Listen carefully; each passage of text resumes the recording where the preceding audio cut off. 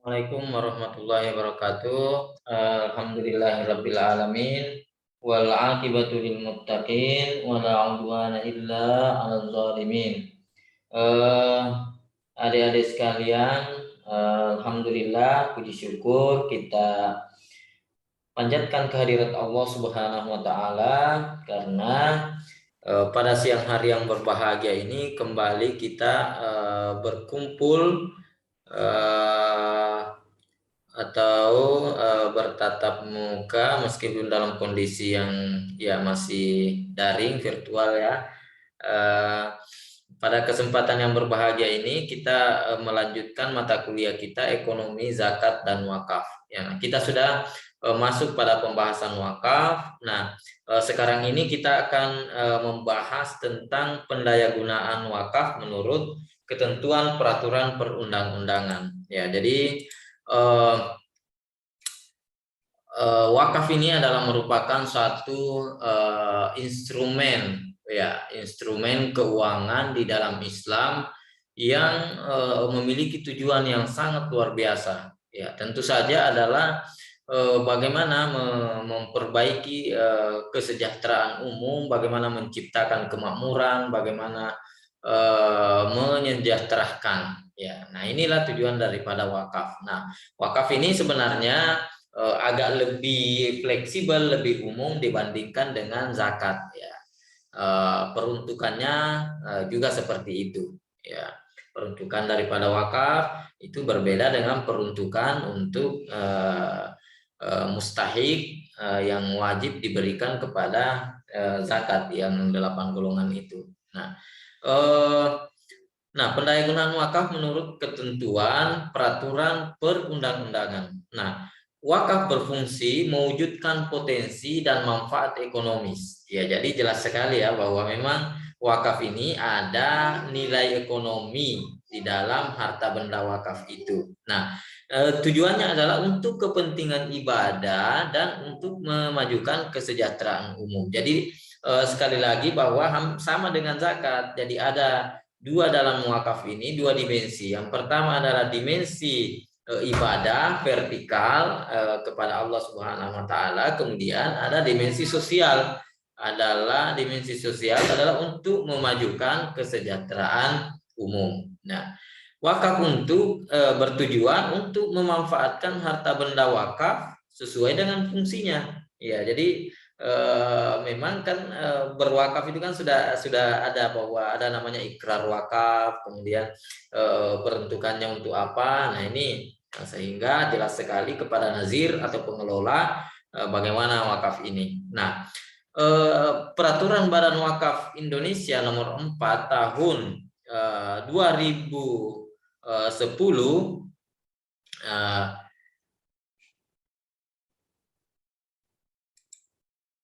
ya 2010 tentang pedoman pengelolaan dan pengembangan harta benda wakaf menegaskan bahwa pengelolaan dan pengembangan harta benda wakaf adalah proses memproduktifkan. Nah, ini perlu digarisbawahi, adalah proses memproduktifkan. Berarti ada sesuatu yang diproduktifkan, dikembangkan di sini. Nah, dari harta wakaf. Ya. Nah, yang dilakukan oleh tentu saja adalah nazir itu sendiri. Nah, boleh nazir itu sendiri yang memproduktifkan daripada harta wakaf, ataupun dia bekerja sama dengan pihak lain untuk mencapai tujuan daripada wakaf itu. Ya, jadi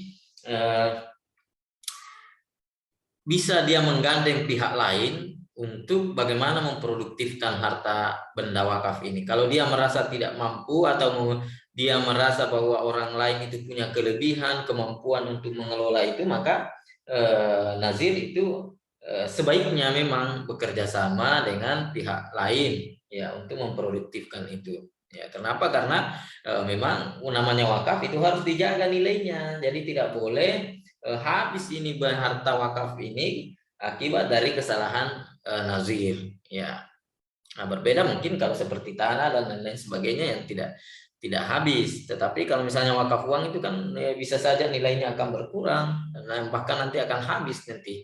Ya. Nah, selanjutnya adalah wakaf berfungsi mewujudkan yang tadi ya. Nah, peraturan Badan Wakaf Indonesia yang mewajibkan pengelolaan dan pengembangan harta benda wakaf secara produktif memang tidak disertai petunjuk teknis, sebagaimana pendayagunaan zakat untuk sektor produktif. Ya, jadi secara teknis memang tidak sama dengan aturan-aturan pengelolaan zakat ya. Jadi memang sudah ada juknisnya, bahkan ada peraturan dari Basnas itu sendiri. Nah, kalau wakaf ini tidak secara umum. Nah, hanya ada pembatasan, pengecualian. Nah, ini makanya di bawah syarat pengelolaan hanya dibatasi asal tidak bertentangan dengan ketentuan syariat dan peraturan perundang-undangan. Jadi itu saja yang menjadi batasan ya. Jadi itu pun batasannya masih umum sekali bahwa tidak bertentangan dengan syariat dan peraturan perundang-undangan. Nah, itulah batasannya. Nah, ketentuan tersebut satu sisi tidak membatasi ruang gerak nazir dalam mengembangkan dan mengelola harta benda wakaf, namun di sisi lain sangat tergantung pada sisi profesionalitas daripada nazir ya dalam menjalankan kewajibannya. Nah, inilah memang dibutuhkan di sini sebuah pemikiran, sebuah apalagi namanya itu kesadaran di dalam diri nazir itu bahwa dia harus melakukan itu dengan sangat-sangat baik, dengan profesional, karena batasannya itu tidak terlalu dibatasi ya. Nah, peraturan Badan Wakaf Indonesia juga menegaskan kembali bahwa remunerasi yang dapat diterima, imbalan yang dapat diterima dari pengelolaan harta benda wakaf itu ketika nazir mengelola itu, memproduktifkan itu, dia mendapatkan keuntungan, dia mendapatkan hasil, dia mendapatkan laba dari memproduktifkan harta benda wakaf, maka dia boleh mendapatkan imbalan dari wakaf itu tidak melebihi atau maksimal 10% dari apa yang dia dapatkan itu. Ya, jadi ternyata dibatasi. Jadi tidak secara tapi tidak artinya boleh kalau dia memproduktifkan itu boleh dia mendapatkan dari situ. Ya, tetapi tidak melebihi dari 10% dari keuntungan dari laba yang diperoleh dari memproduktifkan harta benda wakaf. Nah, selanjutnya, untuk yang lebih spesifik itu terkait dengan wakaf uang. Ya, aturannya berbeda tadi yang sebelumnya kan hanya dibatasi yang tidak bertentangan dengan syariat, tidak bertentangan dengan peraturan perundang-undangan. Nah, oleh karena itu dibutuhkan profesionalitas daripada nazir. Nah, kalau di sini peraturannya lebih spesifik itu diberikan terkait dengan pengelolaan wakaf uang. Ya, karena memang ini sangat berbahaya. Ya, kalau wakaf uang itu nilainya bisa berkurang, bahkan bisa habis, ya. Nah, ini makanya harus hati-hati. Bahkan, coba kita lihat yang pertama, pengelolaan dan pengembangan wakaf uang hanya dapat dilakukan melalui investasi pada produk keuangan syariah atau lembaga keuangan syariah serta instrumen keuangan syariah lainnya. Ini jelas sekali aturannya bahwa untuk investasi wakaf uang ini itu harus investasinya pada produk-produk lembaga keuangan syariah ataupun instrumen keuangan syariah lainnya seperti saham syariah, suku, apalagi namanya, dan lain-lain sebagainya. Nah, itu. Nah, selanjutnya yang kedua adalah dalam hal lembaga keuangan syariah, pengembangan wakaf uang, menerima wakaf uang untuk jangka waktu tertentu, nazir hanya dapat melakukan pengelolaan dan pengembangan di lembaga keuangan syariah atau PWU yang lembaga keuangan syariah PWU yang dimaksud. Iya. Nah.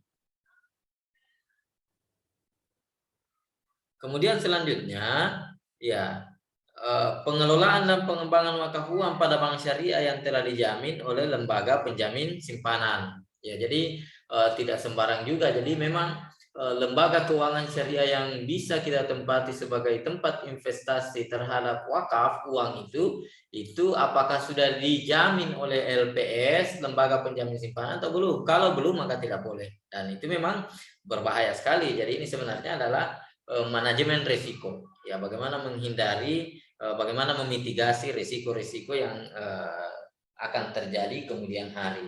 Nah, kemudian selanjutnya yang keempat adalah pengelolaan dan pengembangan wakaf uang dapat dilakukan dalam bentuk investasi di luar produk-produk lembaga keuangan syariah atas persetujuan daripada Badan Wakaf Indonesia. Jadi kalau kita mau investasikan selain daripada produk-produk di lembaga keuangan syariah itu, maka harus ada persetujuan dari BWI. Nah, dalam hal itu tadi persetujuan yang dimaksud tadi itu adalah diberikan setelah terlebih dahulu BWI melakukan kajian atas kelayakan investasi. Jangan sampai kita akan melakukan investasi yang bukan produk-produk keuangan syariah, tetapi ternyata tidak layak investasi atau membahayakan wakaf, keberadaan wakaf ini. Nah, bisa-bisa nanti wakafnya bisa apalagi namanya gagal, investasinya gagal, maka wakaf orang akan menjadi hilang. Nah, itu maka itu harus dilakukan uji kelayakan, dilakukan oleh Badan Wakaf Indonesia untuk memberikan rekomendasi izin boleh atau tidak bolehnya investasi tersebut. Nah, selanjutnya adalah pengelolaan dan pengembangan wakaf uang dalam bentuk investasi selain pada bank syariah harus diasuransikan pada asuransi syariah. Ya, investasinya selain pada bank syariah ya tetap harus diasuransikan pada asuransi syariah. Jadi luar biasa ya, dukungan terhadap lembaga keuangan syariah ini sudah cukup baik sebenarnya. Jadi tinggal kita bagaimana membuat produk-produk yang memang bersaing dengan produk-produk konvensional.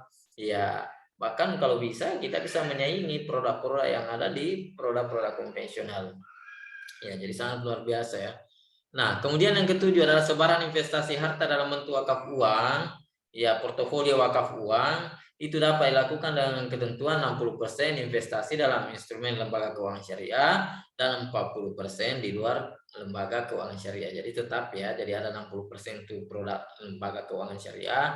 Kalau mau di luar itu hanya 40%. Ya. Selanjutnya adalah Badan Wakaf Indonesia memberikan batasan program pembinaan dan pemberdayaan masyarakat. Jadi hanya ada 5 yang dijadikan program pembinaan dan pemberdayaan masyarakat dari Badan Wakaf Indonesia. Yang pertama adalah program sosial. Ya. Nah, program sosial dan umum itu bisa berupa pembangunan fasilitas umum. Ya, berupa pembangunan fasilitas umum itu bisa jembatan, bisa jalan, bisa jamban, mandi, cuci, dan kakus umum, serta masjid. Nah, itu semua fasilitas-fasilitas umum. Nah, inilah bedanya dengan zakat. Kalau zakat, dia diberikan kepada orang miskin, diberikan kepada lapan asnaf. Kalau wakaf kan tidak semesti seperti itu. Ya, jadi bisa saja nanti apa yang sudah dibangun itu bukan hanya fokus kepada orang miskin, tetapi bisa kepada orang yang kaya, orang yang miskin, Buddha, orang yang merdeka. Nah, meskipun kalau ada ya, tapi kan sekarang sudah tidak ada. Kemudian yang kulit hitam, yang kulit putih tidak dibedakan antara ras, golongan, ya. Nah, inilah dari wakaf untuk program sosialnya. Kalau program pendidikan, kemudian program pendidikan ya berupa pendirian sekolah dengan biaya murah untuk masyarakat tidak mampu dan pelatihan keterampilan. Nah, ini juga bagaimana apalagi namanya pengelolaan yang sangat baik ya. Jadi program pendidikan boleh juga ya dari wakaf itu, pendirian sekolah ya. Kemudian program kesehatan berupa bantuan pengobatan bagi masyarakat miskin dan penyuluhan ibu hamil dan menyusui ya. Program kesehatan itu bisa berupa bantuan pengobatan, bisa juga dalam bentuk penyuluhan ya dan lain sebagainya. Nah, selanjutnya adalah ekonomi ya. Jadi program ekonomi juga ternyata ada juga di wakaf ini. Nah, pembinaan dan bantuan modal usaha mikro. Nah, bisa yang pedagang-pedagang kecil itu bisa mendapatkan bantuan usaha modal daripada uang wakaf ya. Penataan pasar tradisional dan pengembangan usaha pertanian dalam arti luas, pokoknya yang memiliki unsur pemberdayaan, bagaimana meningkatkan taraf ekonomi daripada masyarakat itu bisa dari wakaf ya, dari wakaf ya. Nah, selanjutnya adalah program dakwah berupa penyediaan dai dan mubalik, bantuan guru, bantuan bagi imam, dan marbot masjid. Jadi ada 5 ya. Jadi program sosial, pendidikan, kesehatan, ekonomi, dan dakwah. Jadi luar biasa ya.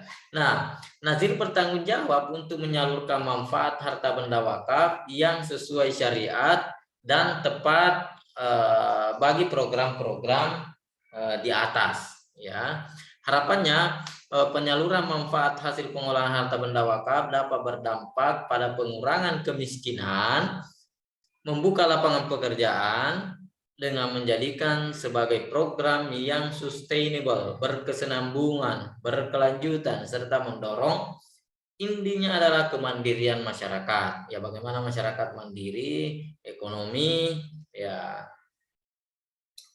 Penyaluran manfaat hasil pengelolaan dan pengembangan harta benda wakaf secara tidak langsung dapat dilakukan. Ya, jadi penyaluran manfaat hasil pengelolaan dan pengembangan harta benda wakaf secara tidak langsung dapat dilakukan melalui lembaga pengelola zakat, Baitul Mal wa Tamwil, lembaga kemanusiaan nasional, lembaga pemberdayaan masyarakat, yayasan atau perkumpulan atau organisasi kemasyarakatan. Serta lembaga lain baik berskala nasional maupun internasional yang melaksanakan program pembinaan dan pemberdayaan masyarakat sesuai dengan syariah dan peraturan perundang-undangan. Nah, inilah penyaluran yang secara tidak langsung ya manfaat hasil pengolahan wakaf melalui lembaga-lembaga yang saya sebutkan tadi ya, bisa di LSM, bisa di Baitul Mal wa Tamwil, bisa di lembaga kemanusiaan dan lain-lain sebagainya. Oke, adik-adik sekalian, saya kira itu saja pertemuan kita pada hari ini terkait dengan pendayagunaan wakaf menurut ketentuan peraturan perundang-undangan. Sampai jumpa pada pertemuan selanjutnya. Wassalamualaikum warahmatullahi wabarakatuh.